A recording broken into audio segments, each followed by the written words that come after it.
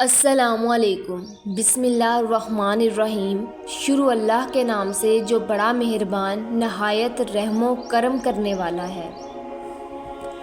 آج ہم سنیں گے حضرت عیسیٰ علیہ السلام اور ابلیس کا واقعہ۔ ایک مرتبہ حضرت عیسیٰ بن مریم علیہ السلام کسی پہاڑ کی چوٹی سے گزر رہے تھے۔ اس وقت ابلیس ان کے پاس آیا اور اس نے ان سے کہا، روح اللہ، یہ بتاؤ کیا تمہارا خدا اس بات پر قادر ہے کہ اگر تم اس چوٹی سے نیچے گرو تو وہ تمہیں بچا سکتا ہے؟ حضرت عیسیٰ علیہ السلام نے کہا، جی ہاں، میرے رب کو یہ قدرت حاصل ہے۔ ابلیس نے کہا، یہ بات حق ہے اور آپ اپنے اس دعوے میں سچے ہیں تو آپ اپنے آپ کو اس پہاڑ کی چوٹی سے گرا دیں، میں دیکھتا ہوں کہ آپ کا رب آپ کو مرنے سے کیسے بچاتا ہے۔ حضرت عیسیٰ علیہ السلام نے محسوس کیا کہ شیطان لعین ناجائز وسوسہ میں مبتلا کرنا چاہتا ہے۔ انہوں نے اس سے کہا، لعین، کیا تو چاہتا ہے کہ میں اپنے رب کی آزمائش کروں؟ یہ علیحدہ بات ہے کہ مجھے اس بات کا یقین ہے کہ میرا خدا میری حفاظت کرے گا۔ اللہ کا ہر فرمان برحق ہے اور ہمیں اس میں شک کرنے کی کوئی گنجائش نہیں ہے، لیکن میں خدا کی آزمائش نہیں کرتا۔ کچھ دنوں بعد ابلیس ان کے پاس آیا اور ان سے کہا کہ عیسیٰ علیہ السلام، تم تو اللہ ہو کیونکہ تم مردے زندہ کرتے ہو اور غیب جانتے ہو اور لوگوں کو وہ غیب کی خبریں دیتے ہو۔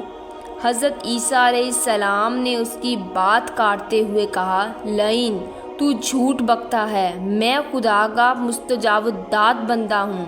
اللہ میری دعائیں قبول کرتا ہے اور اسی کے حکم سے مردے زندہ ہوتے ہیں۔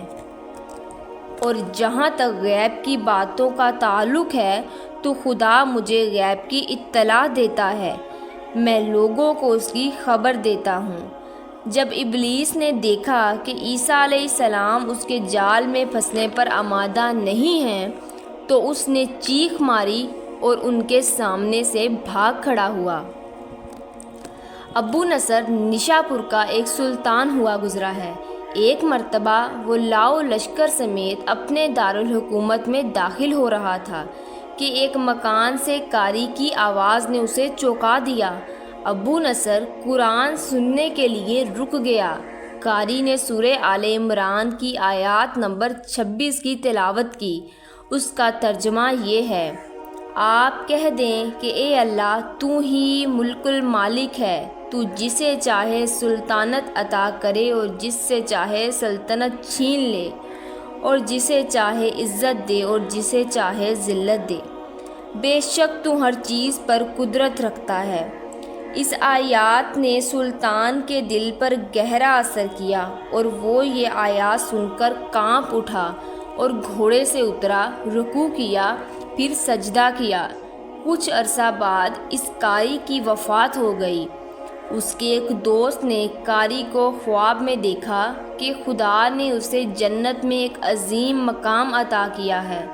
اس نے کاری سے پوچھا کہ تجھے یہ مقام کس وجہ سے نصیب ہوا ہے؟